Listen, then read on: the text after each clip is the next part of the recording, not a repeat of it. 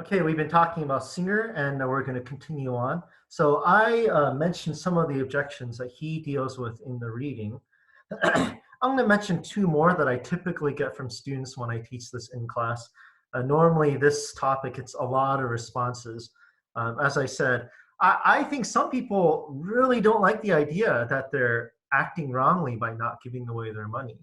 Um, and that means just even right now, every day, by not giving our money to charity, we're on par with somebody who's not saving a drowning child's life. So that gets a lot of strong responses. And I encourage you to think about this since we don't have a discussion time. Uh, I encourage you, if you're with your family, whomever, ask them what they think. You know, what's the difference between the drowning child and the starving child?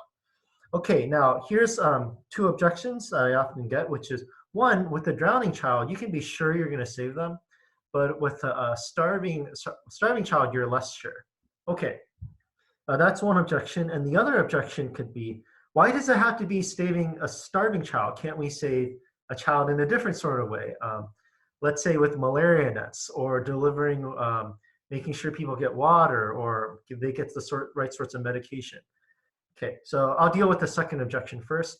About the second objection, I think Singer is fine with. I've listened to other lectures that Singer's given outside of this, and it doesn't have to be feeding someone to save their lives. If you donate $20, $30 for malaria nets to help people in other countries be saved from getting bitten by mosquitoes and getting malaria, then Singer would be just as fine with that. Remember, the principle is premise two. It has to be weighing of comparable moral significance. So if you're saving a child who might die from malaria instead of a child who might die from starvation, Singer's going to be like, okay, that's comparable moral significance.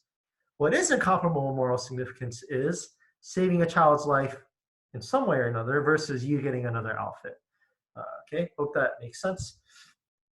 Okay, now the next point is, how sure are we? We can be sure that the drowning boy is going to be saved by us, but less sure about who we're going to save, um, or whether we can save the people who are starving or whatever. Singer says, you know, this might have been more of an issue in the past, but it's not so much of an issue now. I mean, now we have a lot more information about charities, where they use their money. Malaria nets, malaria nets are a pretty sure way of saving kids' lives. I mean, you can be assured of it, and it's a good thing to do. I mean, like Steph Curry, apparently every time he makes a 3-point shot, he he donates a large amount of money for every 3-point shot he makes for malaria nets, which is good. And yeah, and we ought also to be doing the same, not with 3-point shots, but just by giving money away. All right, so that's his the way Singer's arguing, and so yeah, talk about it with relatives, roommates, whomever you're with, if you have anybody you're with, or even just online, which is what's going to be the difference between the two cases. Um, Singer wants to say, you know, um, in the past, our realm of moral responsibility, like the boundaries of our moral responsibility, were limited without technology.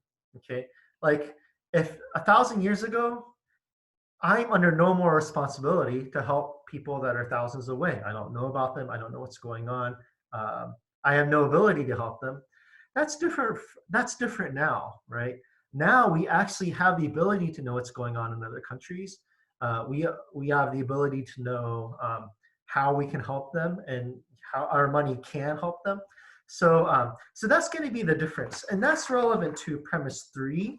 So if you look at premise three, um, again, it says, it is in our power to prevent suffering and death from lack of food, shelter, and medical care without thereby sacrificing anything of comparable moral significance. So premise three is saying, it is in our power to help these people. Okay, and there's a wise man who once said, with great power comes great responsibility. And with technology, we have more power. So that's what makes premise three true. Okay, the increase of technology. If you write an argument analysis about this, note the difference between 2 and 3. 3 says something is within our power. Premise 2 says, and if it's in our power to help something, then we ought to do it. So notice the difference between premises 2 and 3. Okay, so with great power comes great responsibility. Now let's keep pushing on in our handout. Singer writes that our traditional moral categories are upset. What does he mean by that? By upset, he doesn't mean like sad, upset. What he means is our traditional moral categories need to be overthrown. What does he mean? Normally I ask the class, have any of you ever given to charity or donated or done some sort of like awareness, money raising, a walk or something? A lot of students have. Okay. Now, what happens when you do that? When I donate money, I get a letter with a thank you for being magnanimous and generous and going above and beyond the call of duty. Thank you for being such a generous person. That's how we normally tend to think. And this is what Singer wants to say. Singer wants to say is, that's not the right way to think about it. You're not going above and beyond your call of duty. You're just doing your duty. You're just doing what that person who's helping the drowning child do. So I wrote this.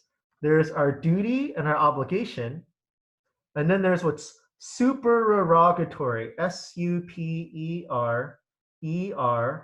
Sorry, that second R is bad, but S-U-P-E-R-E-R-O-G-A-T-O-R-Y. And it's actually right there, so you can just look at there. That's it. But supererogatory means above and beyond the call of duty. So a supererogatory act, typically we think of as, let's say you're walking by a house that's on fire, and somebody's like, help, help, my baby. And they're like, oh, help. And then you jump in, and you save the baby. Okay, normally we think of that as supererogatory. You didn't have to sacrifice your life for that. Okay, so that's supererogatory. But Singer's saying, giving money to help people not die, that's not supererogatory. That's obligatory. You're obligated to do that.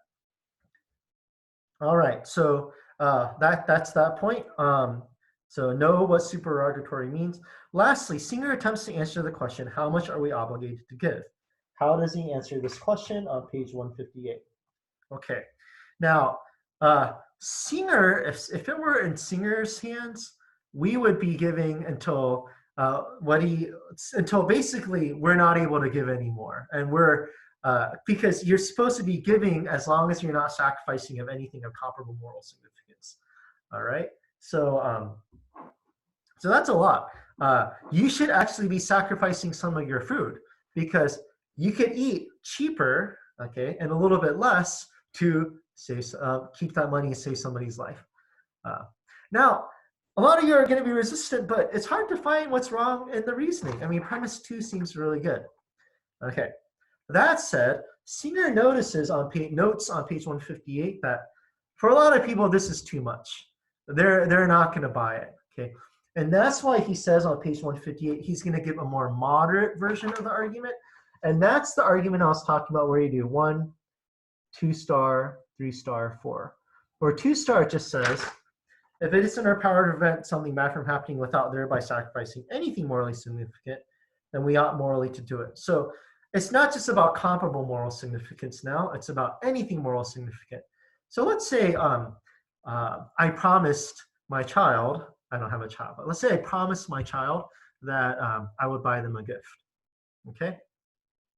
I'm walking home and I'm like, oh, I'm gonna buy them a gift. And I'm like, I can use this money to give my child a gift or save some child's life. If we were concerned about comparable moral significance, I mean, we would want to say saving a child's life is more valuable than, it's going to be more valuable than my child getting a gift. Okay, so premise 2, if we went with premises 1, 2, 3, and 4, conclusion 4, we would have to say, I'm obligated to give the money away rather than buy my child a gift.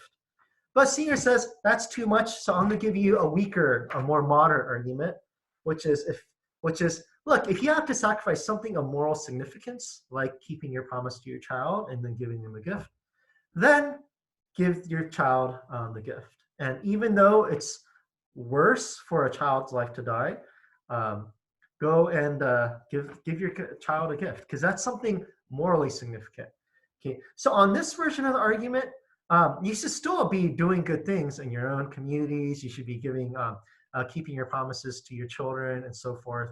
Um, and maybe instead of using that money to save a child, you use it to give, I don't know, give money to some other cause that's good, but not going to necessarily save someone's life.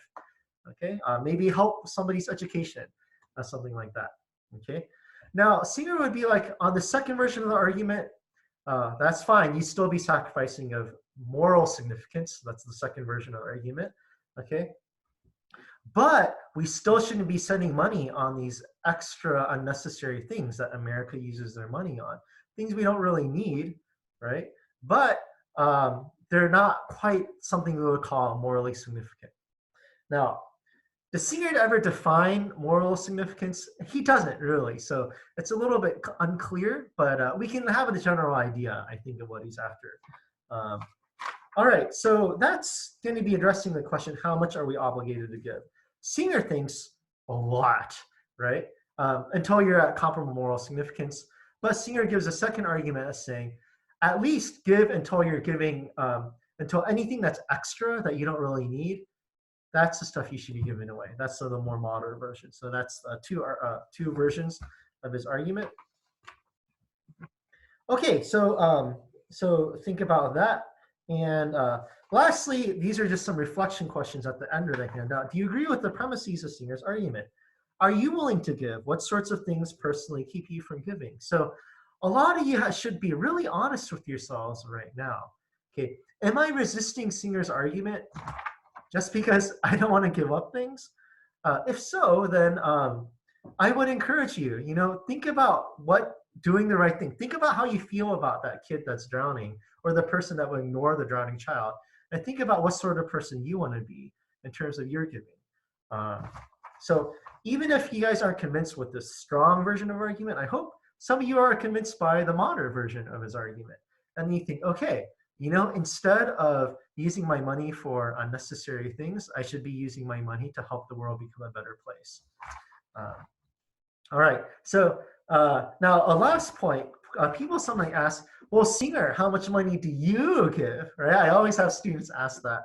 And the first thing I'll point out is it actually doesn't matter. What you want to resist doing is giving an ad hominem fallacy. If you remember the ad hominem fallacy, it says you attack the person rather than the argument itself. So even if Singer isn't giving much money, we're still confronted with this argument, right? That applies to us. So Singer might be a hypocrite, but you want to be resistant of pulling an ad hominem argument. Okay. Now I will say I've looked it up. Singer actually does give quite a lot of money, like a lot of his money away to relief funds and so forth. So I will say that, but I also want to say it's actually irrelevant because that's an ad hominem. Watch for ad hominem. Second, watch for a straw man. Okay, make sure you interpret his argument correctly. I noticed students will sometimes misinterpret his argument just because they want to get out of the conclusion of giving away money. All right, so that's Singer. Please think about it, talk about it with other people around you. With that, we'll call this video to a close.